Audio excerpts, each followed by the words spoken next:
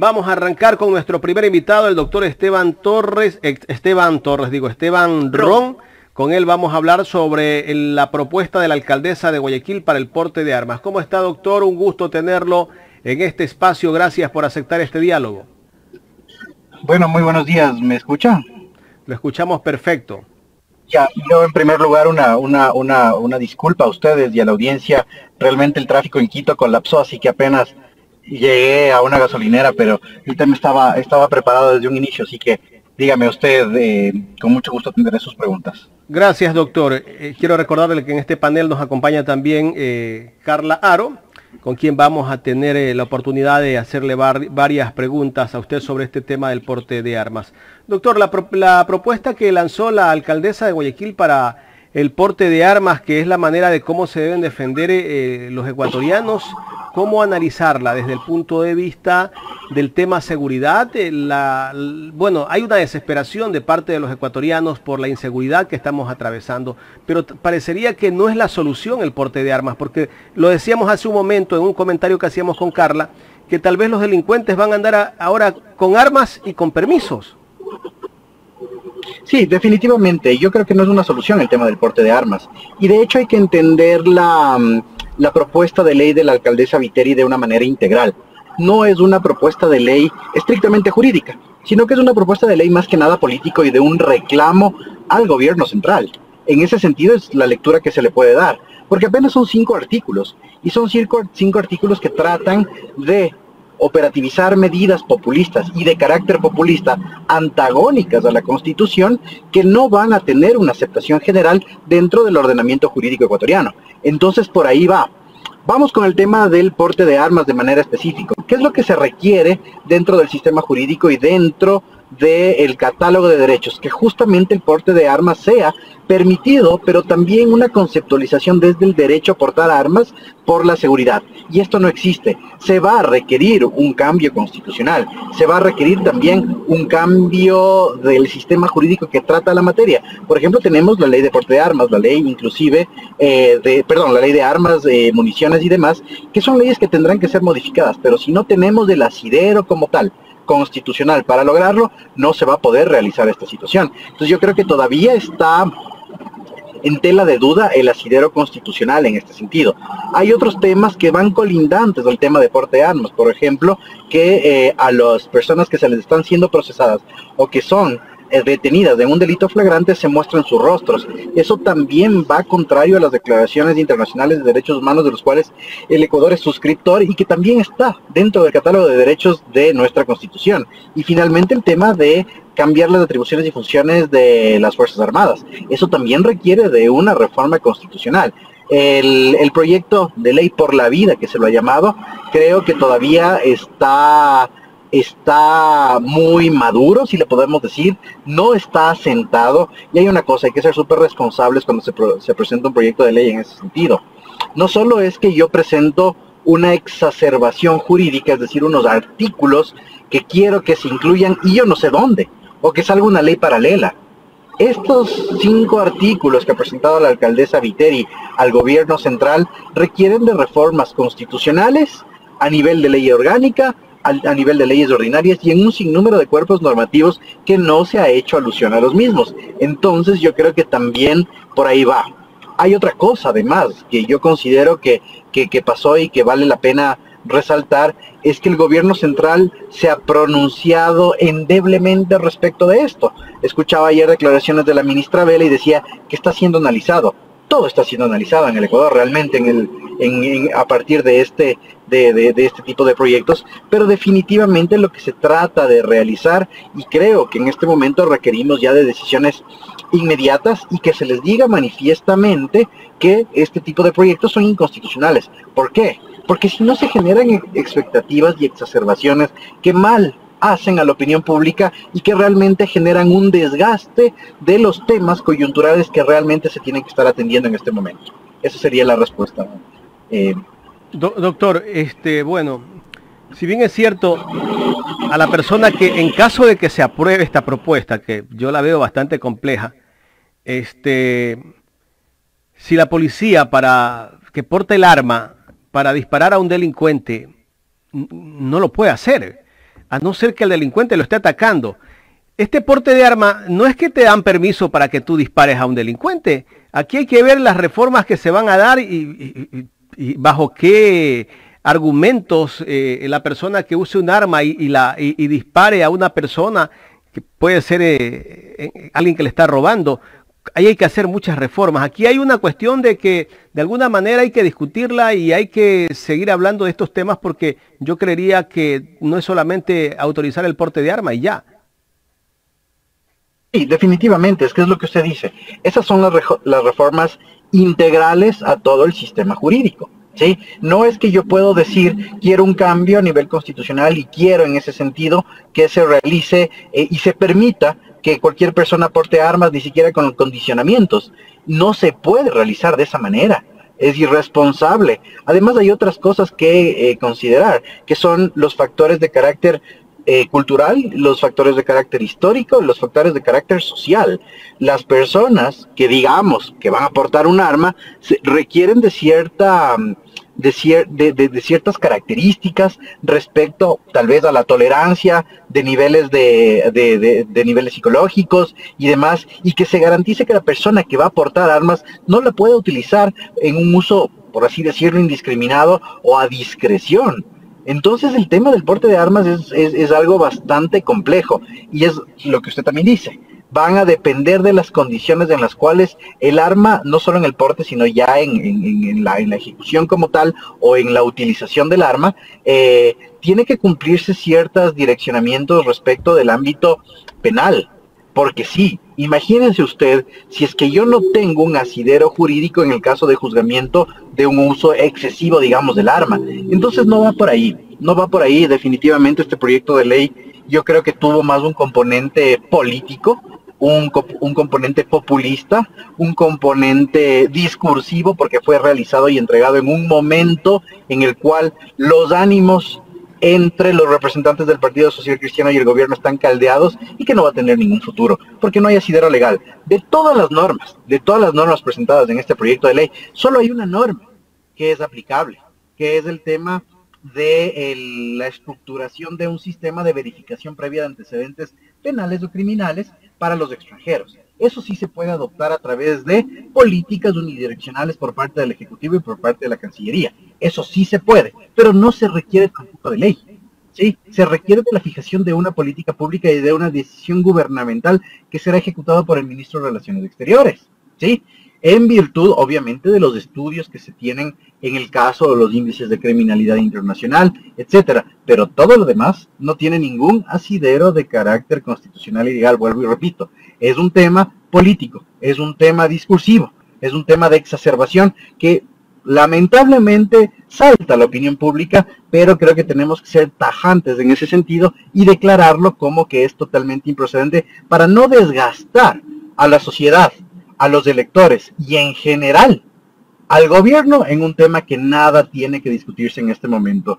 Y lamentablemente, como le digo, la reacción por parte de la administración pública también ha dejado que desear, porque tranquilamente podría decir, miren, el proyecto es inviable, ¿sí? Exponer los 5 artículos del proyecto, además, proyecto de ley de 5 artículos, vamos, o sea, ser un poquito más coherentes. Un proyecto de ley tiene que ser realmente algo integral, orgánico, donde existe una parte sustantiva, una adjetiva, definiciones, objeto, etcétera, etcétera, etcétera. Entonces, estrictamente estamos en un ámbito discursivo y político.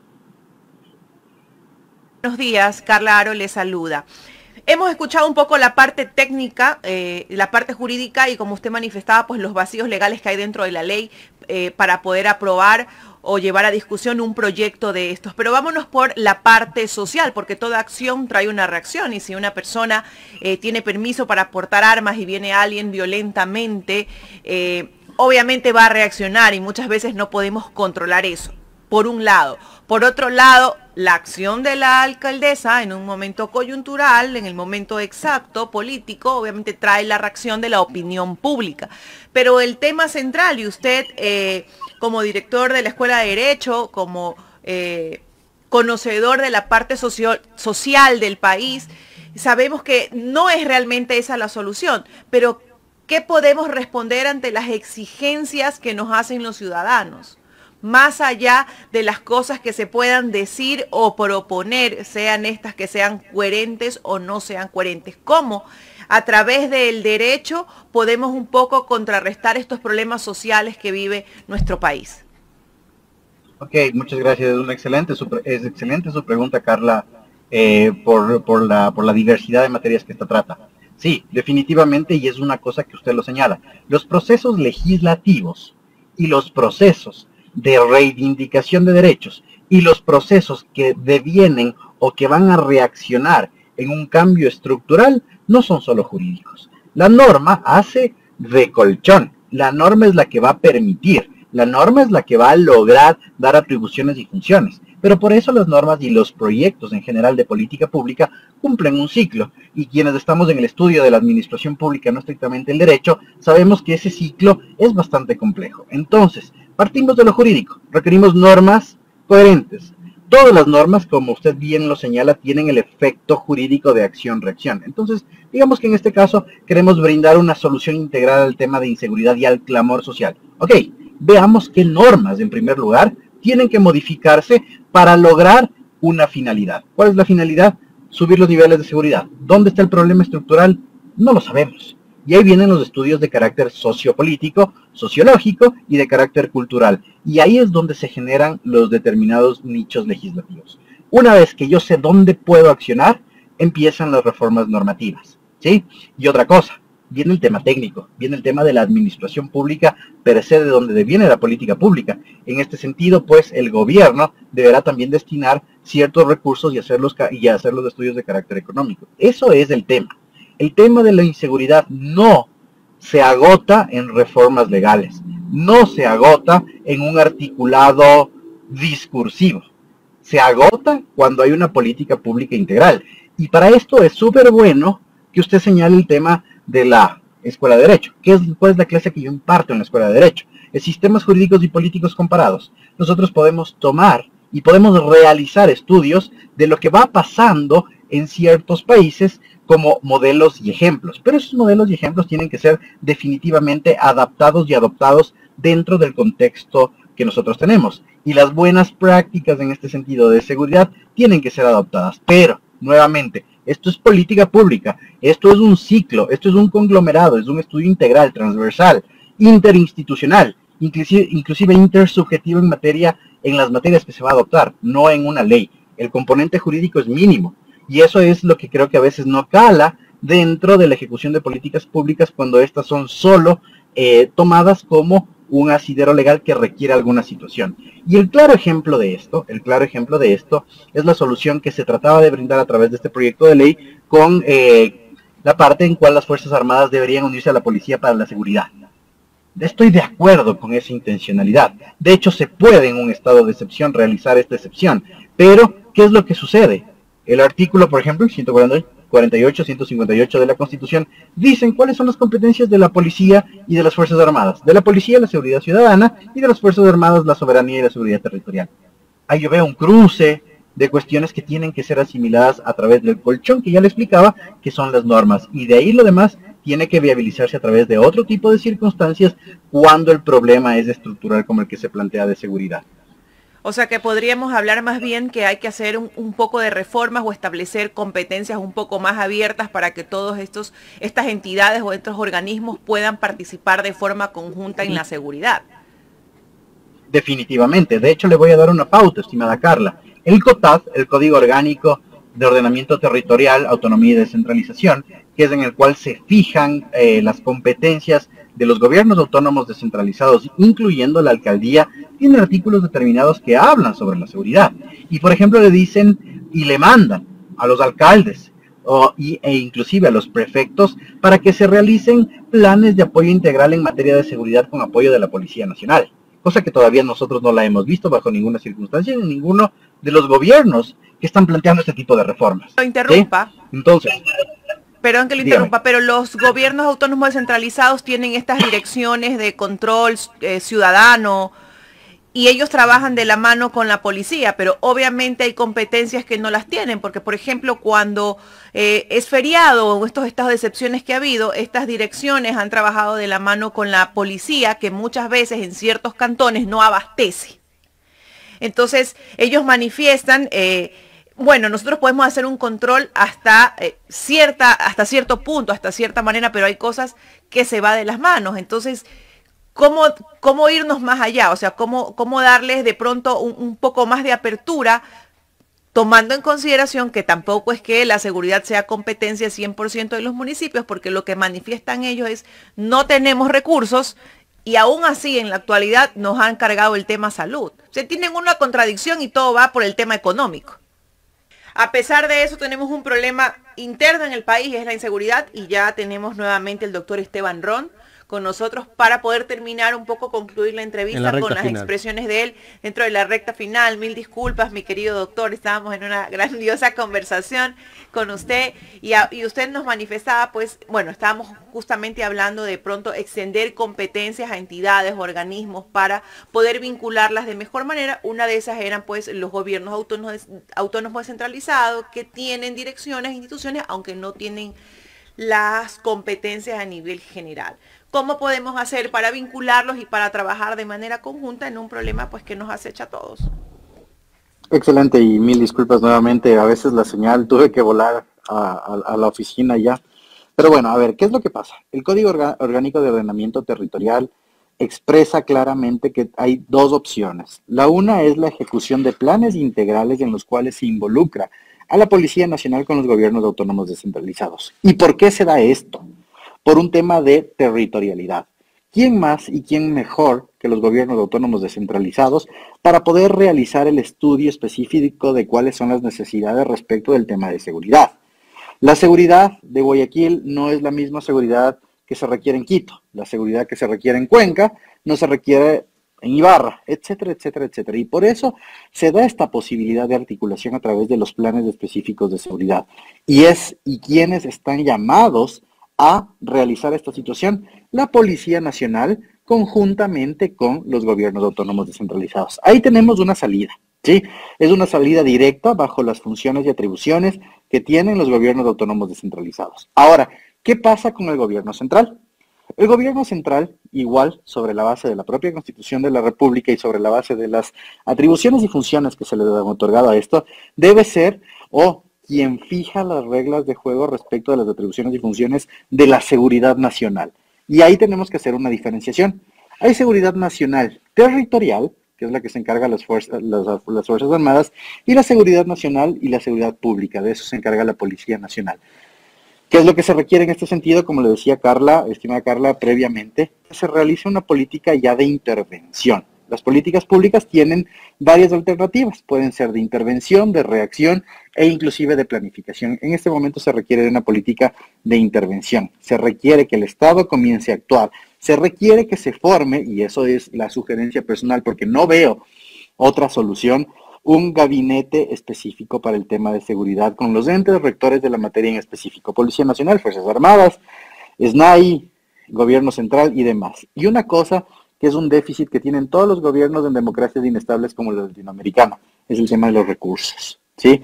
Los recursos es bastante complejo para hacer una política pública, en este caso de intervención. La seguridad está desbordada, la inseguridad está desbordada. Y claro, para nosotros nos resulta muy fácil decir, sí, estamos inseguros, tomamos medidas de reacción de carácter privado, pero finalmente el problema estructural no se lo está abordando y no se lo está cambiando, estimada Carla. Entonces, la solución a eso en este momento es la intervención, política de freno y política de planificación, pero interinstitucional, intersectorial y demás. Y yo les escuchaba hasta entrar a línea una reflexión muy válida por parte de ustedes, muy válida por parte de ustedes, que es que el gobierno en este momento está realizando esfuerzos porque le está sonando el tema de los Pandora Papers detrás, ¿sí? El tema se le está desgastando al presidente de la República y está centrando los esfuerzos en tratar de desvirtuar esto y aprobar la ley de creación de oportunidades laborales. Ese fenómeno, Carla, ya lo vivimos acá en Quito. ¿Qué es lo que pasó con la administración de Jorge Yunda? Él se centró en la defensa de la remoción y del proceso que se le venía en virtud de eso y dejó descuidada la administración. Esto tiene mucho que ver y es el mismo ejemplo del descuido generalizado del Estado cuando alguien se dedica a defender, en este caso, una causa podría dar o se deviene de una fiscalización y control político. Esa es la merma, ¿sí? pero para eso está el gabinete y el gabinete tiene que empezar a dilucidar este tipo de temas. Yo creo que ya está el otro invitado, el doctor, y yo, en verdad, Carla, mil disculpas por todos los, a veces son imprevistos tecnológicos y de tráfico en Quito, le tengo que ser muy sincero, hay un derrumbe, así que para una próxima espero tomar los recaudos necesarios, estimada Carla. Muchísimas gracias por su intervención, doctor Esteban Ron. Esperamos tenerlos en una próxima oportunidad. Ha sido un placer, un gusto conversar con usted y esperamos pues que la ciudadanía haya comprendido esta exposición y que quienes nos escuchan, también las autoridades, que es lo importante, tomen en consideración todas estas exposiciones de estos especialistas para poder mejorar la seguridad y el país en general. Muchísimas gracias. Un abrazo a la distancia, que tenga un buen día.